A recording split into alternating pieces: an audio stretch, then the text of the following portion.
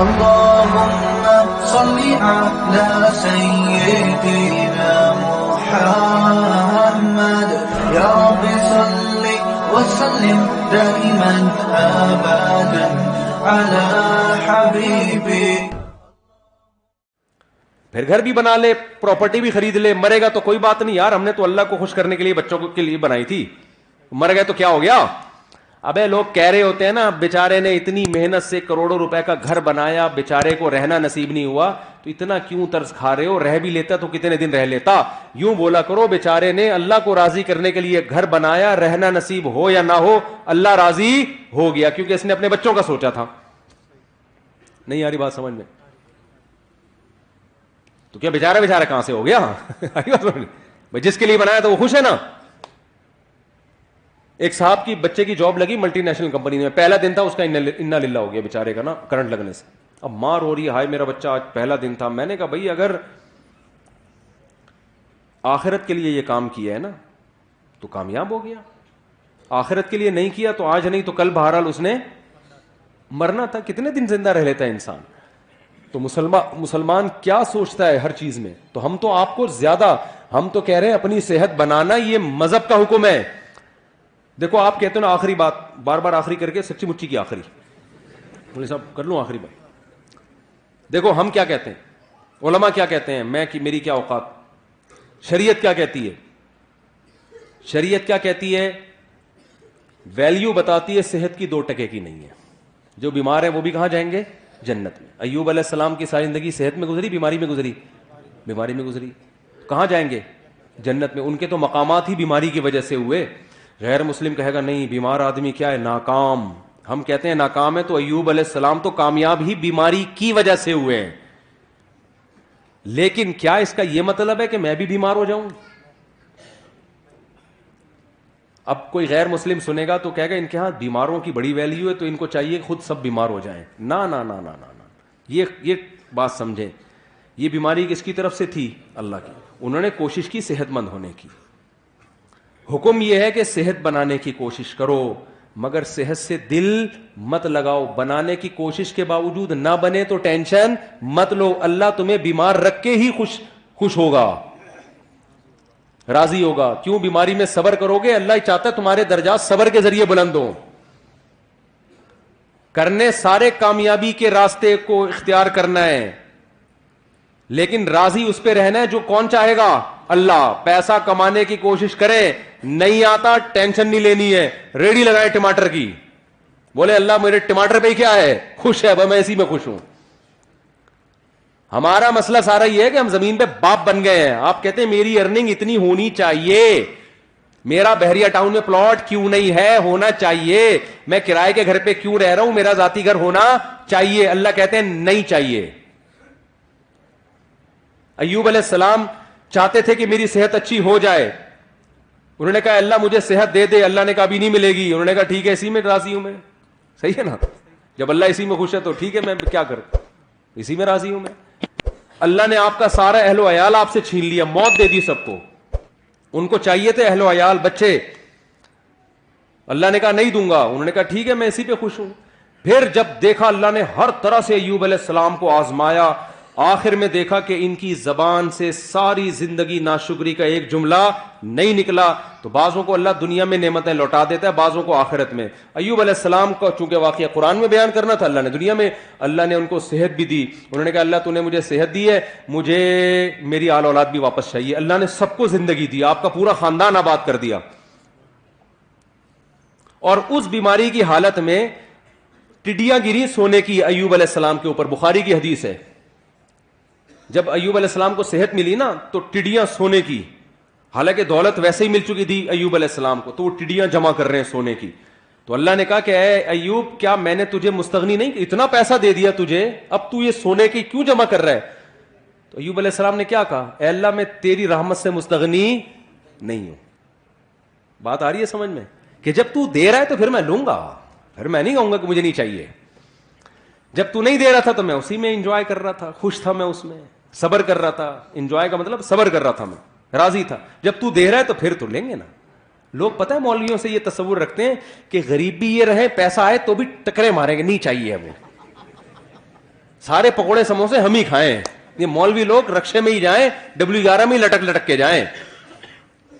تو بھائی اگر کسی مولانا کے پاس پیسہ ہے یا گاڑی ہے, وہ تو ضروری نہیں جس کے پاس گاڑی ہو پیسہ بھی ہو, یہ جس کی 4 بیویاں ہو پیسہ بھی ہو, یہ ضروری نہیں ہے.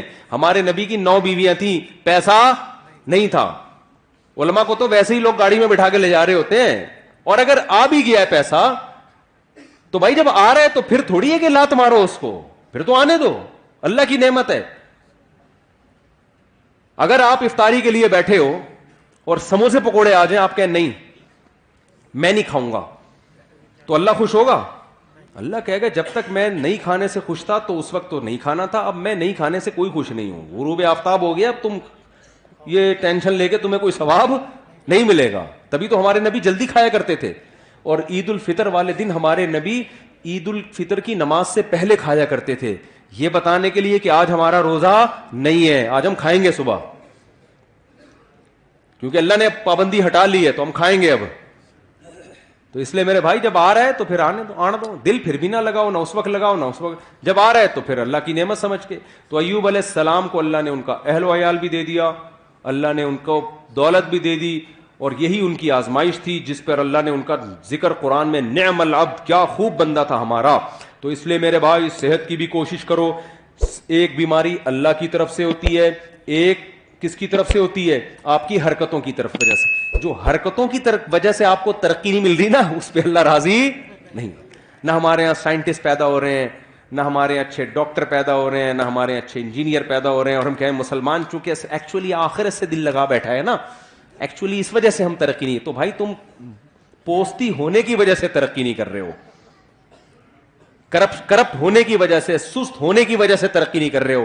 اس ترقی کو یہ نہیں کہیں گے کہ دنیا سے دل نہیں لگایا ہوا, یہ دنیا سے دل لگانے کی وجہ سے نہیں ہو رہی, کیونکہ صبح اٹھتا ہے اپنی مرضی سے, دل لگایا ہوا ہے کہ سارے مزے میں ابھی اڑا لوں, گٹکے میں ٹائم گزار رہا ہے, سٹے لگا رہا ہے, گٹروں کے ڈھکنوں پہ رات رات بھر بیٹھا ہوا ہے, تو صبح یونیورسٹی کہاں جائے گا؟ آئی بات سمجھ میں؟ تو اب ہم نے ترقی غیر مسلموں سے زیادہ کرنی ہے, کیونکہ ہمارے پیچھے مذہب کی موٹیویشن ہے. سلمہ ابن اکوا رضی اللہ عنہ گھوڑے سے تیز دوڑتے تھے. کیوں دوڑتے تھے؟ پیغمبر کی یہ حدیث سنی ہوئی تھی کہ طاقتور مومن اللہ کو زیادہ محبوب ہے کمزور مومن سے. آج جتنا نیک ہوگا نا, اسپیڈ اتنی ہی سلو ہوتی چلی جائے گی اس کی. جب حضرت جی بنے گا پھر تو اٹھائے نہیں, پولیس آئے گی اٹھانے کے لیے, کیونکہ بہت نیک ہیں یہ. وہ تو چلو اللہ کی طرف سے. جوان کیونکہ نیک بہت ہے, پولیس آ رہی ہے, حضرت اٹھے یار خدا کا واسطہ, اٹھا ہی نہیں جا رہا, نیک بہت ہیں, اتنے نیک ہیں کہ چلا ہی نہیں جاتا حضرت سے. یہ نیک کو, یہ تو اللہ کی طرف سے اگر ایسی بیماری ہے پھر تو یقیناً نیک ہے. لیکن حضرت آپ اپنی خوراک پہ غور کریں, آپ کو دھماکے سے پھٹ جانا چاہیے تھا جو آپ کھا رہے ہیں. صبح اتنے پراٹھے, دوپہر پھر یہ, پھر رات کو دیر سے کھا کے حضرت سو جاتے ہیں, پھر صبح اٹھتے ہیں پھر اتفاق سے سو جاتے ہیں. پھر دوپہر اگر کوئی کام ہوا تو کر لیا, نہیں تو پھر سو گئے. اور لیبل یہ لگایا جاتا ہے حضرت کے دل میں دنیا سے بالکل بھی محبت نہیں ہے. یہ جو حضرت فلانے کو ہینڈسم ہونے کا شوق ہے, جاگنگ کرتا ہے, بھاگتا ہے, اصل میں دنیا کی لالچ. تو میرے بھائی وہ مطلب نہیں ہے, صحیح ہے نا. مسلمان کی صحت بھی اچھی ہوتی ہے, خوراک پہ کنٹرول کرتا ہے. کیوں؟ اس کے رب کا حکم ہے کہ یہ زندگی جو پروجیکٹ کے لیے تمہیں بھیجا ہے نا, اس پہ جب کمپنی بلائے گی تو آنا, خود سے بھاگ کے آئے نا. اگر وہ جو میں نے مثال دی تھی نا کمپنی کی, تو پھر پولیس اریسٹ کرے گی. ہمیں تو خودکشی کی اسی وجہ سے اجازت نہیں ہے کہ اللہ میاں نے جس کام کے لیے بھیجا اسی میں لگے رہو, خود سے پہلے قبر میں جانے کی کوشش مت کرو. خودکشی ایک جزوی ہوتی ہے, کلی خودکشی ہے, کھمبے سے لٹک گئے, فوراً مار دیا. اس پہ کتنی شدید وعید ہے. حدیث میں آتا ہے جس نے اپنے آپ کو جس طرح سے قتل کیا, جب تک قیامت قائم نہیں ہوگی نا, برزخ میں اسی طرح مارتا رہے گا. یہ کلی طور پر.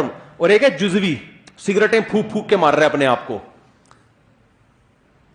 وزن بڑھتا جا رہا ہے, ڈاکٹر کہہ رہے ہیں تو لڈو کم کر دے ورنہ تو لڈو بن جائے گا تھوڑے دنوں میں. لڈو بن گیا ہے پورا, پھر بھی لڈو پھوڑے جا رہا ہے نا. اور جب اس کو سمجھایا جائے تو کہتا ہے میٹھا کھانا کیا ہے؟ سنت ہے. پھر تیجے کا کھانا, 40ویں کا کھانا, شب برات کا کھانا, 12 ربیع الاول کا کھانا, محرم کے کھانے. ہمارے نبی سے اس قسم کا کوئی کھانا ثابت نہیں ہے. صرف ایک کھانا نبی نے کھلایا, وہ ہے ولیمہ. بس شادی جب بھی کی کھانا کی, اس کے علاوہ کوئی دعوت نہیں ہے. یہ اس لیے رکھی تاکہ اس کو کریں لوگ, آئی بس اپریشیٹ کریں اس کو. ایک کھانا حدیث میں آتا ہے ولیمہ پیغمبروں کی سنت ہے, یہ بتانے کے لیے ہم نے بہت اچھا کام کیا ہے, اس پہ دعوت ہوگی. کیونکہ لوگ اس کو اچھا نہیں سمجھ رہے ہوتے نا, لوگ کہہ رہے ہیں پتہ نہیں کیا بے وقوف آدمی ابھی سے شادی کر آ کے بیٹھ گئے. تو اسلام نے کہا کرو, پہلی شادی میں بھی ولیمہ, دوسری میں بھی, تیسری میں بھی, چوتھی میں بھی, یہ بتانے کے لیے کہ تمہیں تکلیف ہو رہی ہے, مجھے بہت خوشی ہو رہی ہے. ہاں تبھی تو ہے ولیمہ, بہت پہلی دفعہ کوئی ڈھنگ کا کام کیا میں نے. تو اب اس سے 4 شادیاں بھی آ گئیں. دنیا جب دل لگانے کے 4 شادیاں کس کے لیے کرنی ہے؟ اللہ کے لیے, پیغمبروں کی سنت ہے. نسل بڑھانا کس کی سنت ہے؟ پیغمبروں کی. ہم اس لیے کر رہے ہیں. اب اس میں اگر مزہ بھی آ رہا ہے تو آنے دو یار, جب افطاری میں بھی تو مزہ آتا ہے نا. اب آپ افطاری, کوئی غیر مسلم آئے بولے تو یہ سموسے کیوں کھا رہا ہے افطاری میں, آپ بولے اللہ کا حکم ہے. ابے تیرے تو مزہ آ رہا ہے اس لیے کھا رہا ہے تو آپ کیا جواب میں دو گے؟ بھائی جب اللہ کو مجھے یہ دیکھ کے مزہ آ رہا ہے کہ مجھے مزہ آ رہا ہے تو آنے دو نا, اللہ بھی خوش ہے میں بھی خوش ہوں, کیا ہے تجھے کیا تکلیف ہو رہی ہے؟ کیا خیال ہے؟ 1 گھنٹہ پہلے کھاتا تو مزہ تو آتا, لیکن اللہ خوش نہیں ہوتا. تو اللہ کو اس میں مزہ آ رہا ہے, اللہ بھی خوش ہے, اللہ ہی تو کہہ رہا ہے کھاؤ نا, کھاؤ. اللہ تو ہم کھا رہے ہیں, مزہ بھی آ رہا ہے, اللہ بھی خوش ہو رہا ہے. تو اسی طرح شادیوں میں اللہ نے کہا مزہ بھی آئے گا اور اللہ بھی کیا ہوگا؟ خوش ہوگا, کیونکہ اس مزے سے یہ چاہتا ہے اللہ کہ یہ مزہ تم کرو. لیکن اگر گرل فرینڈ رکھی, بد نظری کی, انٹرنیٹ پر فحش فلمیں دیکھی, مزہ تو آئے گا مگر قیامت میں یہ مزہ کرکرا, کیونکہ اللہ کو غصہ بہت آئے گا اس پہ. حلال میں مزہ بھی ہے اور اللہ کی رضا بھی ہے. میں جب دوسری کر رہا تھا نا, لوگ کہہ رہے تھے ابے سنت کا لیبل لگایا ہوا ہے, اصل میں تو مزے اڑانے کا شوق ہے. تو میں نے کہا مزے اڑانے کا شوق تو تمہیں بھی ہونا چاہیے, کیا خیال ہے؟ کس کو نہیں ہے دنیا میں؟ لوگ گٹکے کھا رہے ہیں, چھٹے لگا رہے ہیں مزے کے لیے, تو تم بھی کر لو. میں تو کر اس لیے, میں نے کہا یار جب اللہ کو خوشی ہو رہی ہے کہ اگر مجھے مزہ آ رہا ہے تو اللہ کو خوشی ہو رہی ہے, تو میں کیوں نہیں کروں ایک کام. بھائی ویسے آتا واتا نہیں ہے, یہ دماغ میں رکھ لینا, حقیقت بتا رہا ہوں میں. کیونکہ ابھی کل ایک بندے کا چند دن پہلے ایک بندے کی پرچی آئی کہ میں نے دوسری کی ہے, مجھے بالکل بھی مزہ نہیں آ رہا. کیونکہ اس کا حاصل یہ تھا, کیونکہ میری بیوی دھمکی دے رہی ہے, گھر آئی نا الٹا لٹکا کے ماروں گی تجھے, میں سالے الگ ڈنڈے ونڈے لے کے چل رہے ہیں. لیکن اگر آ بھی جائے تو بھائی اس پہ اللہ کو کوئی غضب نہیں ہے, اللہ اس پہ کیا ہے؟ خوش ہے. کیوں؟ اس پہ بہت ساری برکتیں ہوتی ہیں. آپ ایک عورت کو بچا لیتے ہو برائی سے, آپ خود برائی سے بچتے ہو, آپ کو اولاد ملتی ہے, آبادی بڑھتی ہے, اس سے ملک میں جوانوں کا ریشو کیا ہوگا؟ زیادہ. بوڑھوں کا ریشو جوانوں کے مقابلے میں کم, کھانے والے کم, کمانے والے زیادہ. تبھی تو یورپ چاہتا ہے ایک ایک بچے پہ 20-20 لاکھ روپے انعام دے رہا ہے وہ, پاکستانی اعتبار سے, کہ پیدا کرو. ان کو پتا ہے کہ یار ہمارے پاس سب کچھ ہے, نسل ہی نہیں ہے, لہذا ہم ویسے ہی ختم ہو رہے ہیں, اور ہمارے پاس کچھ بھی نہیں ہے, ایک نسل ہی ہے. اگر یہ بھی ختم کر دی نا تو نہ نسل ہوگی نہ ٹیکنالوجی ہوگی, ایویں ہی ختم ہو جائیں گے ہم. ٹھیک ہے نا؟ تو دونوں چیزیں ساتھ ساتھ چلاؤ, بچوں بھی پیدا کرو, پڑھاؤ بھی, تربیت بھی کرو ان کی. تو خیر اس لیے بھائی شادیاں بھی ہیں اسلام میں, اور اسلام تو جلدی شادی کا حکم دیتا ہے, عورتوں کے گھر بستے ہیں اس سے. تو میں نوجوانوں سے کہتا ہوں نہ فلمیں دیکھو, نہ لڑکیوں سے دوستیاں لگاؤ, کیا کرو بھائی؟ نکاح کرو. اور آخری بات, بالکل واقعی سچی مچی کی آخری بات, اب میں بالکل کائنڈلی بیٹھ جانا, آخری سچی مچی کی آخری. دیکھو یہ تو میں نے آپ کو وہ باتیں بتا دی جو اسلام میں آپ کو حکم دیا گیا ہے, اور اس میں ہماری دنیا کا بھی فائدہ ہے. کچھ باتیں ایسی ہیں کہ اسلام لیکن یہاں سے شروع نہیں ہوتا کہ ترقی ہی کرنی ہے, یہ بھی ایک حصہ ہے. شروع پتہ ہے کہاں سے ہوتا ہے اسلام؟ سب سے پہلے مسلمان کو اللہ کا بندہ بنانے کے لیے, کلمہ توحید پڑھوانے کے لیے اسلام جو سب سے پہلا عمل آپ سے کرواتا ہے نا, تاکہ آپ یہ ثابت کریں کہ میں اللہ کا بندہ ہوں, وہ سب سے پہلا عمل ہے 5 ٹائم مسجد میں جماعت کے ساتھ نماز پڑھنا. سمجھ میں آ رہی ہے بات؟ 5 ٹائم مسجد میں جماعت کے ساتھ نماز. جو یہ نہیں پڑھتا وہ ترقی کرتے کرتے چاند پہ پہنچ جائے. اللہ کہتا ہے کہ تو نے جو بیسک حکم تھا وہی ادا نہیں کیا, تو اب تیری اس ترقی سے مجھے کوئی واسطہ نہیں ہے. اسلام میں روزے سے زیادہ, زکوٰۃ سے زیادہ, حج سے زیادہ, ہر حکم سے زیادہ کس کی اہمیت ہے؟ نماز کی. واحد حکم ہے جس کے بارے میں بعض ائمہ کی یہ رائے ہے کہ نماز جان کر چھوڑ دینے والا اسلام سے خارج ہو جاتا ہے. تو جتنے لوگ یہاں بیٹھے ہوئے ہیں نا, فجر میں بھی اتنے ہی بولو ہونے چاہیے. شروع تو یہاں سے ہوگا نا, یا ڈائریکٹ سائنسدان بن جاؤ گے؟ بننا تو ویسے بھی نہیں ہے, یہاں سسٹم ہی نہیں ہے. یہاں سائنس جو بنتے ہیں وہ ویسے ہی باہر چلے جاتے ہیں, یہاں رہتے ہی نہیں ہے. تو ابتدا کہاں سے کرنی ہے؟ پہلے یہ تو ثابت کرو اے اللہ ہم تیرے بندے ہیں. تو یہ ثابت کرنے کے لیے صرف سموسے نہیں کھانے افطاری کے ٹائم پہ بیٹھ گئے, یا 4 شادیاں نہیں ہے. سب سے پہلے کیا ہے؟ نماز ہے. سب سے پہلے کیا ہے؟ تو جتنے لوگ یہاں مقامی بیٹھے ہوئے ہیں, ہاتھ اٹھا کے وعدہ کریں کل فجر کی جماعت کتنے بجے یہاں پہ؟ 6:25 پہ. تو 6:15 بجے کم از کم 10 منٹ پہلے آئے نا. جتنے لوگ یہاں بیٹھے ہوئے ہیں ابھی وعدہ کریں کہ سب 6:15 پہ یہاں مسجد میں موجود ہوں گے. جتنے محلے کے لوگ ہیں ہاتھ اٹھا کے وعدہ کریں ابھی. اور اس کی پلاننگ رات کو کر کے سونا ہے. اب آپ کہہ سکتے ہیں جی جزاک اللہ, اب آپ کہہ سکتے ہیں صبح اٹھائے گا کون؟ الارم جو ہے نا ابھی لے لیں جا کے, کوئی تیز الارم والی گھڑی ابھی خریدیں جا کے. کراچی کی سردیوں کی راتیں بہت لمبی راتیں, بھی مارکیٹیں کھلی ہوئی ہوں گی. تیز الارم والی گھڑی رکھیں, سوئیں اور دور الماری کے اوپر رکھ دیں. قریب رکھ کے سوئیں گے نا تو دبا کے دوبارہ سو جائیں گے آپ. ہاں, تیز الارم والی گھڑی دور رکھیں, اتنی زور سے بجے کہ آپ کو ٹینشن ہونا شروع ہو جائے, یار اس کو اٹھ کے جا کے بند کرنا پڑے گا ورنہ محلے والے آ جائیں گے. ایسی گھڑی ہو, دور رکھیں اس کو. ہوتا ہی ہے کہ جب آدمی گہری نیند میں ہوتا ہے پھر کہتا ہے یار بیان میں مفتی صاحب نے کیا تھا, فجر کی اہمیت بھی بہت بیان کی تھی, اللہ کی بندگی کے لیے ہم دنیا میں آئے ہیں, کمپنی نے پروجیکٹ دیا تھا, یہ دیا تھا, وہ بڑے سے بڑے سے وہ گھوڑے سے دوڑنا چاہیے, یہ کرنا چاہیے, سموسے بھی کھانے چاہیے, سب چیزیں اٹرم پٹرم نہ آ رہی ہوں گی, عمل زیرو ہوگا. تو شروع کہاں سے کرنا ہے بھائی؟ نماز سے. پھر جب گہری نیند ہوگی آدمی کہے گا کل سے انشاءاللہ میں فجر کی نماز شروع کروں گا, اور وہ کل قیامت تک نہیں آئے گی. گہری نیند میں یہی آ رہا ہوتا ہے. تو آپ نے کیا کرنا ہے؟ دور رکھنا ہے. اس سے جب آپ اٹھ کے جائیں گے نا اس کو بند کرنے کے لیے, تو آدھی نیند آپ کی غائب ہو چکی ہوگی. اس کے بعد آپ نے کیا کرنا ہے؟ شیطان کہے گا ابے مسجد کے تو پورا ہی ایک دن سے ہی مولوی بن جائے گا کیا, تو اتنا نیک بن جائے گا؟ ابھی آہستہ آہستہ یار, ابھی تو ہم عشاء سے شروع کریں گے. تو آپ نے شیطان کو کیا کہنا ہے؟ یہ میں بالکل صحیح نسخہ بتا رہا ہوں. آپ کو نے شیطان کو کہنا ہے میں صرف واش روم سے فارغ ہو کے آ رہا ہوں, نماز پڑھنے مسجد میں نہیں جاؤں گا. جب واش روم سے فارغ ہو جائیں گے آپ, تھوڑی نیند اور زیادہ غائب ہو جائے گی.